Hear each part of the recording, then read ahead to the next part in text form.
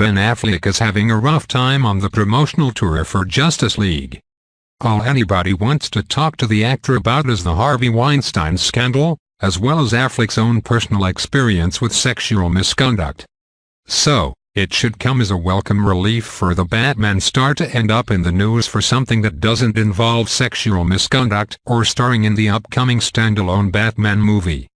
Instead, Affleck has been accused of stealing a Batarang from the set, and now Warner Brothers is billing him for the theft.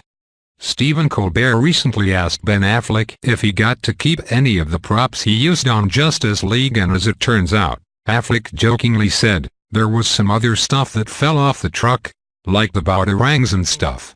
Apparently people noticed, and Affleck says he heard from the studio because of it. He explains, "I kept getting these phone calls from the prop department, like, 'You sure you haven't found any of that stuff yet?'" In the end, Affleck was billed for the Batarang prop and claims that it was not cheap. The star defended his actions by saying that it technically isn't stealing if you get billed for the aforementioned item.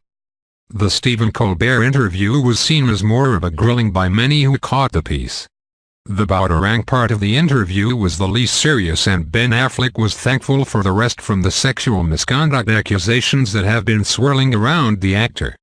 Colbert did not ask the actor about Rose McGowan, the actress who accused Affleck of lying about his knowledge of Weinstein's alleged sexual assaults. However, Affleck dodged questions about McGowan's comments on the Today Show the next day. Justice League just opened in theaters this week and has been given very different reviews by critics and fans alike. Most fans of DC seem to be on board with the movie and even go as far as to claim that the movie is one of the best that Natsu has ever produced. On the opposite end of the spectrum, many are trashing the movie and calling it slightly better than Batman v Superman, which really isn't saying much.